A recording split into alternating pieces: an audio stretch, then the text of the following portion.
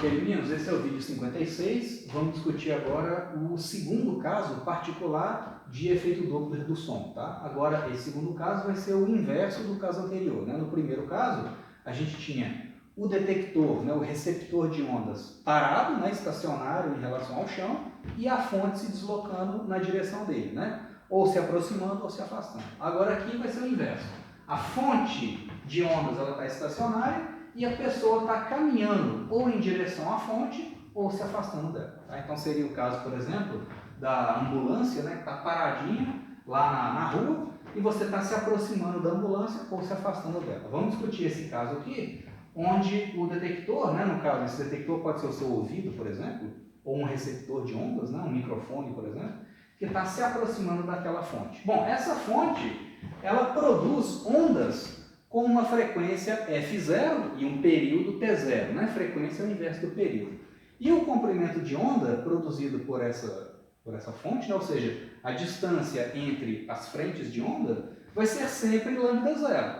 Aqui, como a fonte está parada, eu não vou ter aquele efeito, igual do vídeo anterior, de aproximação das frentes de onda ou afastamento das frentes de onda devido ao movimento da fonte. Aqui eu não vou ter isso, porque a fonte está parada. Então, a velocidade do som é uma característica do meio, né? Depende da elasticidade do meio e da densidade dele. Então, o V do som é fixo. Se aquela fonte está emitindo ondas com uma frequência fixa, uma frequência F0 fixa, então o comprimento de onda é sempre lambda zero. Tá?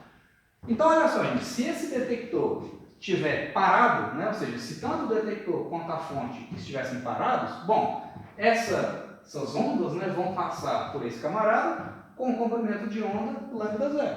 Então, o comprimento de onda lambda zero e a velocidade do som é fixa. Então, se esse detector estivesse parado, ele ia detectar ondas com uma frequência F0, que é justamente a frequência de emissão da fonte. Só que se esse detector está caminhando no sentido da fonte, está se aproximando da fonte, a quantidade de frentes de onda que vão atingir o ouvido dele, né, que vão chegar até o receptor, vai ser maior do que se ele estivesse parado. Porque aqui, nesse caso, tanto as ondas estão caminhando para a direita, quanto o detector está caminhando para a esquerda. Né? Então, existe uma velocidade relativa entre as ondas e o detector. E, como resultado disso, o número de frentes de onda que esse camarada vai detectar vai ser maior. O número de ondas por segundo, ou seja, o número de detecções por segundo que esse camarada aqui vai receber, vai ser maior do que se ele tivesse parado. Né? E o número de detecções por segundo é a frequência medida por ele. Então eu vou ter efeito Doppler. Tá? Então no caso anterior, no vídeo anterior, eu tinha o efeito Doppler devido ao movimento da fonte e devido à aproximação ou afastamento das frentes de onda. Eu tinha uma mudança no comprimento de onda que me levava a uma mudança na frequência detectada. Né? Agora aqui não. Aqui o lambda zero é fixo, é sempre fixo, né? Porque a fonte está parada. Mas o número de frentes de onda detectadas vai variar de acordo com o movimento desse camarada. Né? Então eu vou ter efeito Doppler devido a isso. Tá?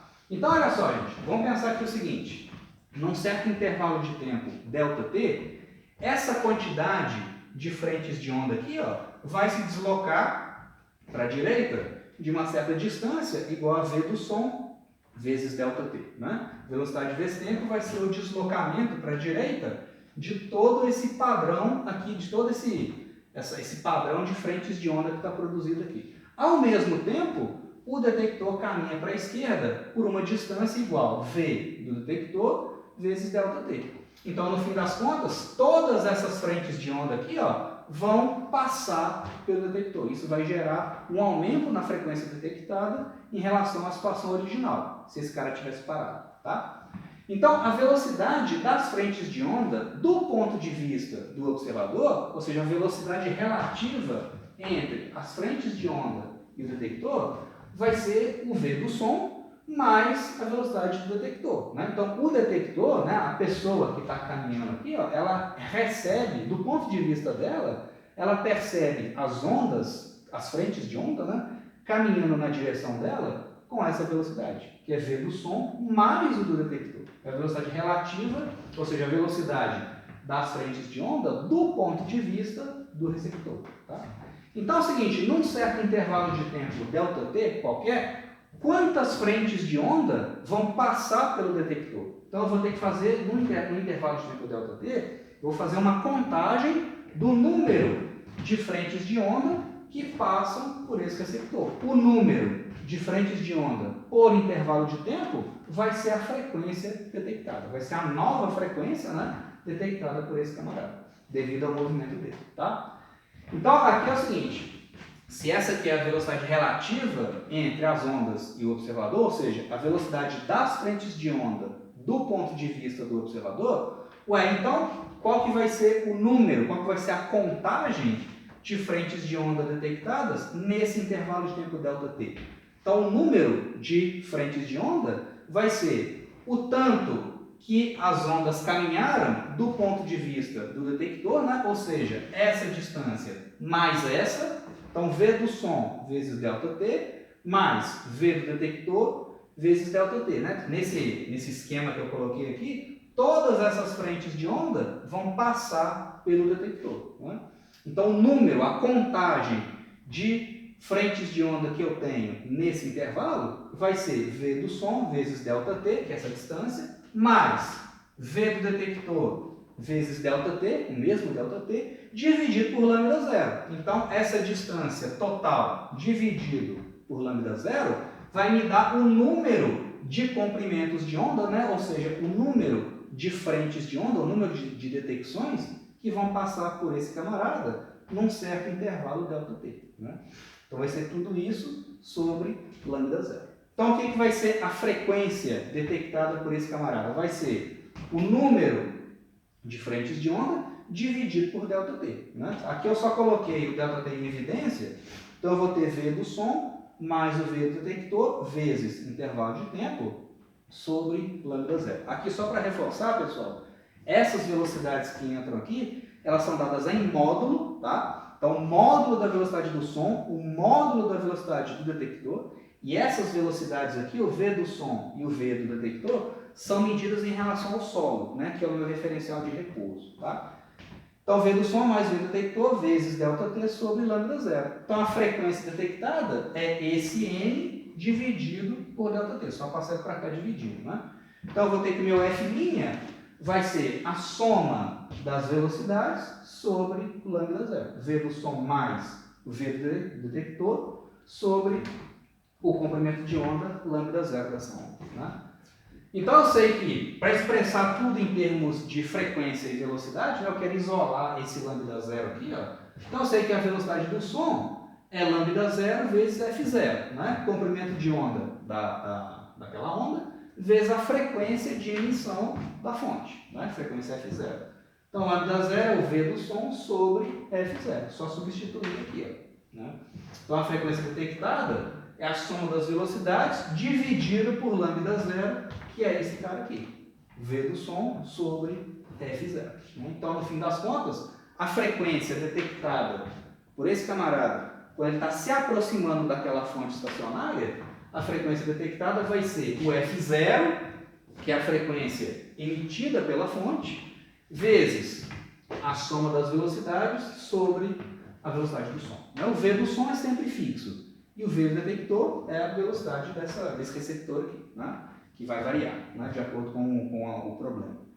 Então a gente percebe aqui o seguinte, né? Esse numerador é maior do que o denominador, então a frequência observada é maior do que a frequência detectada é maior do que a frequência emitida por aquela fonte estacionária.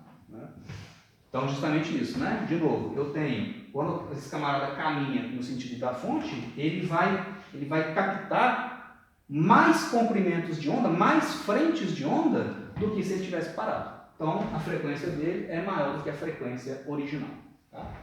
Então, é dado para essa expressão ali. Você vê que aqui é um sinalzinho de mais. Tá?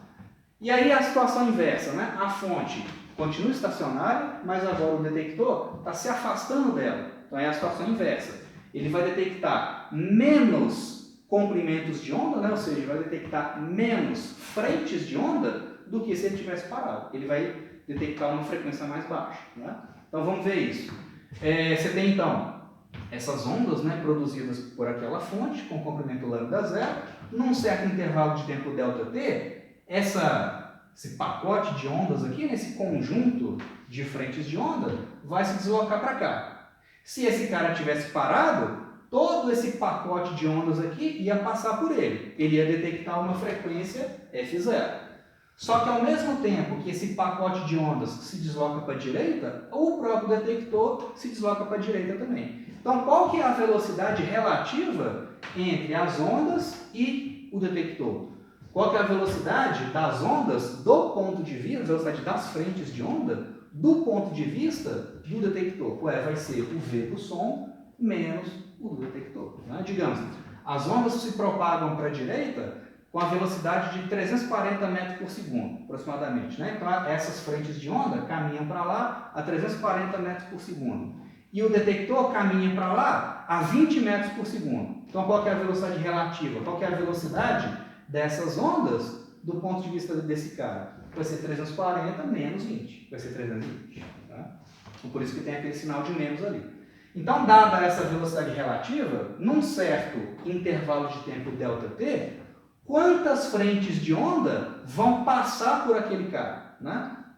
Então, qual que vai ser o número de detecções naquele intervalo de tempo? O número de detecções vai ser o tanto que as ondas caminharam do ponto de vista do observador, qual que é esse número, né?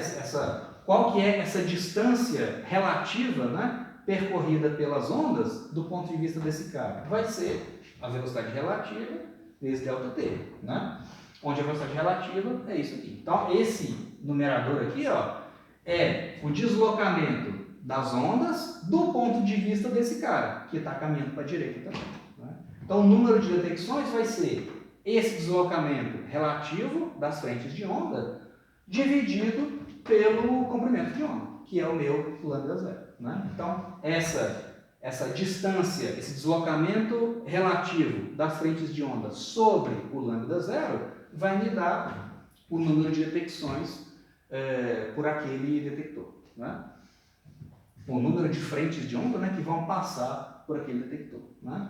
Então, o número de detecções dividido por intervalo de tempo, né? Detecções por tempo é a frequência. Frequência recebida por esse detector. Tá? Então, essa frequência F', né, a minha nova frequência, vai ser, então, velocidade relativa sobre lambda zero. Mas quem que é a velocidade relativa? V do som menos a do detector. Então, a frequência que esse camarada recebe, a frequência que ele capta nesse exemplo, nesse caso, né, vai ser velocidade relativa sobre o lambda zero. Mas quem que é o lambda zero? O lambda zero é V do som sobre F0. Aqui eu estou fazendo essa substituição para expressar tudo em termos das velocidades e das frequências. Tá? Então, esse lambda zero aqui, ó, é V do som sobre F0. F0 é a frequência original da fonte. Tá? Então, meu F' é V do som menos o do detector sobre essa razão, V do som dividido por F0. Então, rearranjando aqui os termos, a frequência detectada por esse camarada vai ser a frequência original vezes a diferença de velocidades sobre o V do som. Né? Desculpa, aqui eu anotei uma coisa errada. Aqui a frequência F' vai ser menor do que F0. Né? Você vê que esse numerador aqui, ó, é menor do que o denominador. Então, a frequência detectada é menor do que F0.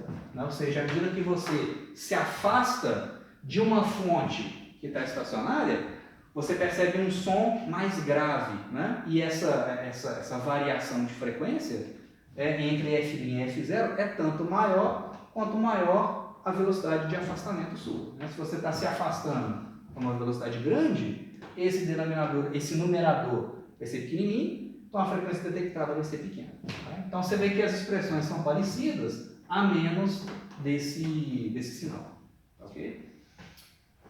Então nós chegamos em 4 expressões. Né? No caso anterior, que era a fonte em movimento e o detector parado, nós obtivemos 2 equações. E agora, nessa situação de fonte parada e detector em movimento, a gente chegou em mais 2. E se eu tiver uma situação geral, onde tanto a fonte quanto o detector estão se aproximando ou se afastando? Tá? Então, no caso geral, eu preciso escrever uma equação que vai englobar essas quatro equações particulares que a gente obteve, né? Então, no próximo vídeo, eu vou escrever uma relação geral que vai englobar esses 4 casos, tá? E aí a tarefa nossa vai ser saber determinar quais os sinais que eu vou colocar tanto no numerador quanto no denominador da expressão geral, né? E aí a gente aplica isso em alguns problemas, tá ok? Então aí esse vai ser o assunto do vídeo 57.